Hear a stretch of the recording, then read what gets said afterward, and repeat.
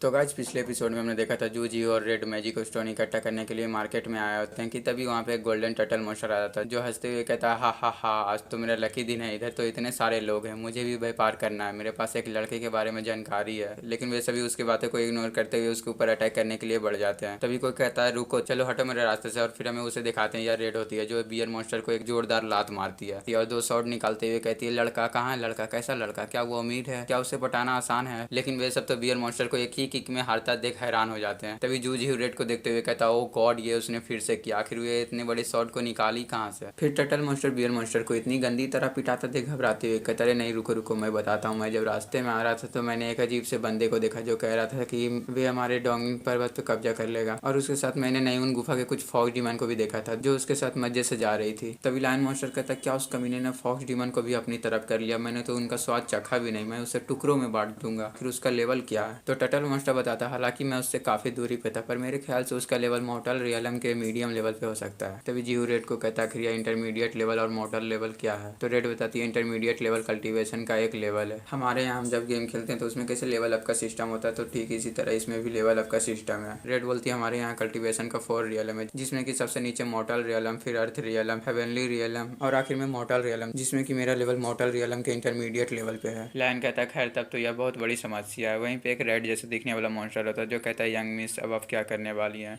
वैसे भी हम सब में से सबसे पावरफुल आप ही हैं। फिर टर्टल मॉन्स्टर बताता है वैसे भी वह व्यक्ति दिखने में बहुत अमीर लग रहा था, उसने फॉक्स डीमन के साथ सिर्फ एक रात बिताने के लिए उनके ऊपर 500 मैजिक स्टोन खर्च कर दिए। रेड कहती है तब तो हमें उसे जल्द से जल्द पकड़ना होगा, चलो सारे के सारे लोग मेरे पीछे आओ, हमें उसे जल्द से जल्द पकड़ना होगा, आधे लोग हमसे अलग हो जाओ और बाकी मेरे साथ आओ। तभी जीहू कहता है रुको तो मुझे तो बताओ कि मुझे क्या करना है। तभी वहाँ उसकी सिस्टर सब आती है, जीहू को ले जाने लगती है। जीहू चिल्लाते हुए कहता है नहीं नहीं रुको रुको। वहीं पे एक लड़की जीहू को डंडा देते हुए कहती है बिग ब्रदर इसे ले लो अपनी प्रोटेक्शन के लिए। फिर रेड को दिखाते हैं जो रुक जाती है, उसे सामने की तरफ से काफी सारे घोड़ों की चलने की आवाज आती है। तो बाकी सबको कहती है सारे के सारे लोग रुक जाओ, लगता है सामने से कोई आ रहा है, सारे के सारे लोग छुप जाओ। तो सारे लोग छुप जाते हैं। हमें सामने की तरफ दिखाता है जहाँ से एक लग्जरियस कैरेज आ रहा होता है, जिसे देखने के बाद वो सारे लोग हैरान हो जाते हैं, कहते हैं अरे नहीं ये तो जिया कैरेज, इसे तो टियांग हाउस ओन करती है, यहाँ तक कि इसे कोई भी ऐसे ही नहीं ले सकता, इस बंदे की आइडेंटिटी इतना सिंपल भी नहीं लगता है। रेड दांत खींचते हुए कहती है इसमें कोई शक नहीं कि ये इतना अमीर है, 7 कलर क्लॉथ कैरेज जिसे टियानिंग हाउस ओन करती है, यहाँ तक कि ऐसा पूरा दुनिया में सिर्फ 6 ही है।